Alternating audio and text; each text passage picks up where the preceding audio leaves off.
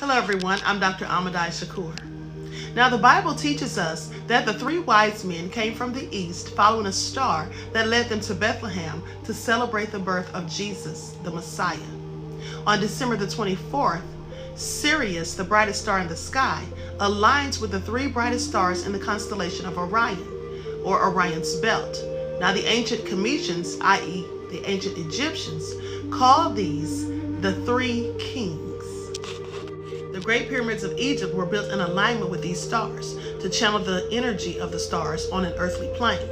Now, when Sirius, the brightest star, aligned with the three kings, they pointed to the sunrise on December 25th, the symbolic birthplace of the sun.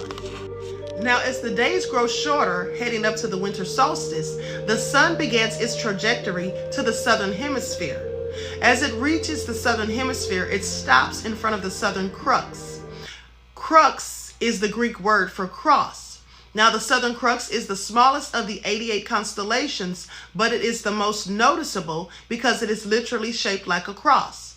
Now, when the sun stops in front of the southern crux for 3 days, December 22nd, 23rd, and 24th, it literally looks like the sun is hanging on the cross. Now, on December the 25th, the sun starts its trajectory back to the northern hemisphere. Now, this is why they say that Jesus was born on December 25th. You see, this is the rebirth of the sun. Now, the word solstice literally means the sun standing still. The Bible tells us that Jesus was crucified on Mount Calvary. Calvary comes from the Latin word Calvaria, which means skull. In the Gospels of Matthew, they say Jesus was taken to Golgotha. Golgotha means the place of the skull. This is why they say the kingdom of God is within you, the kingdom. They call our head a dome, right? And so pay attention.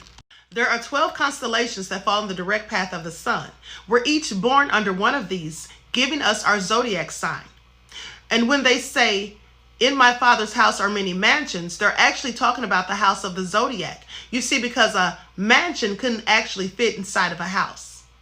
So also when they say the Lord's Prayer and they say thy will be done on earth as it is in heaven, they're talking about the zodiac wheel.